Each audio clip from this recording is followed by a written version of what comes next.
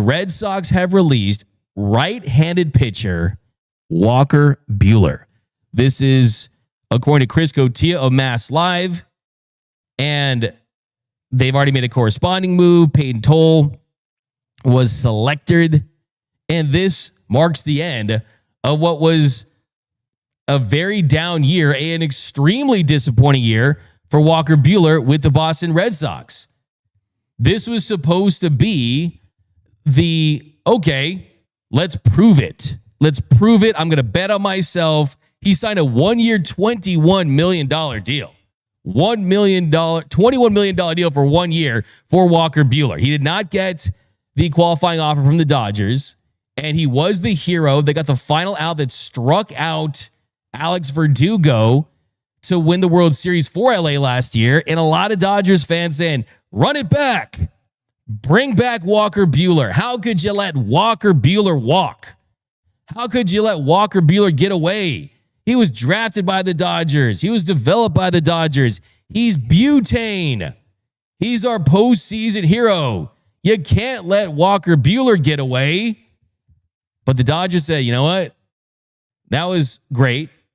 And he shouldn't ever buy a drink. He should never have any whiskey or bourbon, things that he likes to drink. He should never have to pay for that ever again when he's in Los Angeles. But the Dodgers, they saw what happened to their rotation last year. They were decimated by injuries. You had to rely on 2.5 starters, Walker Buehler, Jack Flaherty, and Yoshinobu Yamamoto, and a great bullpen and a great offense to win yourself the World Series. And out of respect, they moved on from Walker Buehler, didn't offer him that qualifying offer because the inconsistency throughout the season when he almost got released a couple of different times. And thankfully for the Dodgers, he found it in the postseason. Thankfully for the Dodgers, he was great when it mattered most. And he will always be a Dodgers postseason legend. He really, really will. But you don't sign a guy just because of what he does in the postseason. I mean, if you look at last year, he had a 5.38 ERA in 16 starts. He was viewed as a long shot to make the Dodgers postseason roster at one point, and then he gets the final 3 outs of the World Series. He wasn't good. He just was not good in the regular season. But postseason, he is a different animal. He's a different beast, but that ship has sailed. It really has. And unfortunately, this year with the Boston Red Sox, things just didn't click for him. Things just did not work out. He wasn't able to recreate that success that he had in the postseason. In the postseason for the Dodgers, if he had just been like 70 or 80% of that guy, then I think that he's still in the Red Sox right now. Then I think that he's looking at a really, really nice contract in the offseason potentially. But when you looked at when the Dodgers had him on the mound last year, they had to outslug opponents. The Dodgers were 9-7 when he was on the mound, and that was thanks to a really, really good offense. But a 5.84 ERA, a 6.06 FIP, opponents rating 301 against him, slugging 542. It was not good. And then thankfully, he did find it. He absolutely found it in the postseason. I mean, he was a monster. I mean, everyone talks about Game 5 of the World Series. You all got to think of even Game 3 of the NLDS when the Dodgers kind of got their mojo back. And even though they didn't win that game, he started to bring it. And I think that he gave them a different edge. And then you also look at his performance in Game 3 of the NLCS when that series was tied and Walker Buehler went out there. He had 6 strikeouts in 4 innings. It was his only start of the NLCS. And in Game 3 of the World Series against the Yankees, he was better. He had 5 strikeouts and 5 scoreless innings in New York. Only gave up 2 hits. So he was massive in that one. And then Game 5 is going to be remembered. And it's going to be a part of Dodgers lore forever for the way that he said, hey, what would 22 do? What would Clayton Kershaw do? That's what he said that he was thinking. What would 22 do? And that is walk over to the bullpen and get warmed up, get ready to go. And he goes in there, and it felt very 1988 Oral Hershiser going out there, and you get a bulldog the Buell dog doing kind of what the Bulldog did and close it out. And in that game 5, it was a 1-2-3 ninth. He struck out the last 2 hitters, Austin Wells and Alex Verdugo. And he was just fantastic during that stretch. He really, really was. And what he said during that Mookie podcast, it really stood out to me. I remember he said, I felt like I weighed 3 pounds. There's no one in the world that is more okay with losing game 5 than me. I've been dog-ish all year.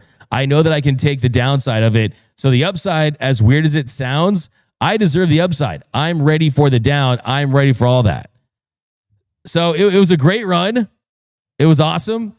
15 innings in the postseason at 13 strikeouts, 5 walks, a 3.6 ERA, and a 3.5 FIP. Unfortunately, he needed to post numbers similar to that to get the kind of contract that he was after with the Boston Red Sox. Because this year with the Red Sox, it has just been bad. It really has been. And it's unfortunate for a guy that it looked like was going to win a Cy Young at some point. I look at 2021.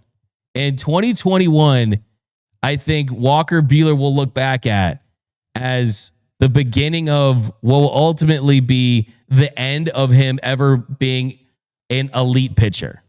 This year with the Red Sox, a 5.45 ERA, a 5.69 expected ERA, a 4.94 FIP, expected FIP of 5.88 FIP, a negative 0.7 WAR. The strikeouts per 9 down to 6.73. I mean, the walks up 441 walks per 9. This guy has just been basically Boston Noah Syndergaard for the Dodgers in 22 games, 22 starts, 23 games, 112 in a third inning. So I hate this for Walker Buehler. I hate it, but I know I'm going to get in the chat. Come on. Should the Dodgers re-sign Walker Buehler? Should you put Buehler back in the system? Now it was Joe Kelly. Now they're going to talk about Walker Buehler. Should you bring Walker Buehler back? Well, it'll be interesting to see if another team takes a flyer on him in any capacity. But the truth is, the Dodgers starting pitching is as solid as it's been ever heading into the month of September before a postseason run. And like I always say on the show, you don't want to reheat those McDonald's French fries. You don't want to reheat nachos. You ever try to reheat nachos? Especially there to have cheese and jalapeno on it. Tastes gross. Doesn't matter if you put it in the air fryer, you put it in the stove. Like, it doesn't work. And I think that you just kind of have to look back at your time with Buehler and say to yourself, hey, yeah, barring being decimated by injuries, what happened in 2024 was magical, and the chance of recreating that again are slim to none. So I don't think that they're going to make a run at Walker Buehler. I highly doubt they will unless you have multiple injuries. It'd be interesting if they did have that, and would that be an option? I'm sure it possibly would. But right now, I'm like, hey, Walker Buehler, I love you, bro. I love what you did for this organization. You will never have to pay for a drink ever in this town again. But still, I think no on Walker Buehler. Let's get into some comments though. 199 breaking: the Red Sox release Walker Buehler. That's from Eric Sanchez. Don Davis: I would have thought they'd release Dustin May before Walker Buehler. Nope, that's not the case. Justin Lamas: Walker Buehler released. He has 2 days to find a way to attach to a playoff team's roster if he wants to be in the playoffs. And that's the thing. That's the thing, right? You got to be on a roster by September 1st to qualify for the postseason. And you're seeing with Buehler something that really should make you feel even more thankful for how Shohei Ohtani looks. Shohei Ohtani just threw 7 pitches in a game and found a curveball and had a season-high 9 strikeouts, and he's throwing 100 miles per hour. He had a brace surgery, not a full second Tommy John in the traditional sense, but the truth is there are no guarantees when you have a first Tommy John, when you have a second Tommy John. Sometimes guys come back and they look like Nathan Eovaldi. Sometimes guys come back and they look like Walker Buehler. And it hasn't all been bad. Like I said, he'll always have the 2024 World Series, but that guy that we saw in 2021 that was carrying that Dodgers staff along with Julio Urias, and then they added Max Scherzer, that Buehler was driven into the ground. And I'm not going to place this on Max Scherzer directly for Mr. Dead Arm. If you want to talk about guys that should never have to pay for a drink, Walker Buehler's in that class. If you had to talk about guys that you usually want to pour your drink on, I think Max Scherzer could be one of those guys. He made the business decision. He had the dead arm. And then the arm magically was reincarnated when it came time to pick up a pen and sign a record deal with the Mets. If Max Scherzer doesn't go down and Walker Buehler doesn't force himself to go on short rest twice during that postseason, you wonder. You only got so many bullets in that arm. And when you pitch on short rest at a high level in a high stretch situation, it takes its toll on you. And to be honest, if I have to think of one word to describe the Walker Buehler experience, it is fast. And I think of one of my favorite movies ever, and that's Ferris Bueller's Day Off. And what's the quote?